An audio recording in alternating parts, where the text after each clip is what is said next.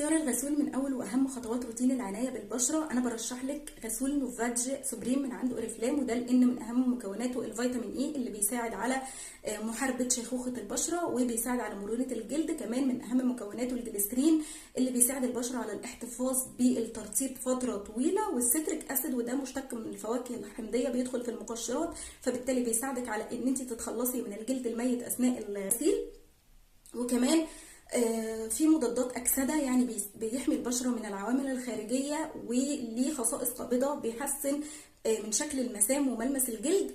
وكمان في احماض بتدوب في الدهون، وده بيساعد على ان الغسول يدخل جوه البشره ويتغلغل بعمق فبينظف بشكل احسن. قوامه جل لطيف وخفيف جدا على البشره، مش بيسبب جفاف ولا تحسس ولا اي حاجه. كمان حجمه 150 مللي، يعني هيقعد معاكي فتره طويله. ده غير ان انت تقدري تستخدميه كميك اب ريموفر لانه بينظف البشره بشكل عميق وبشكل حلو جدا.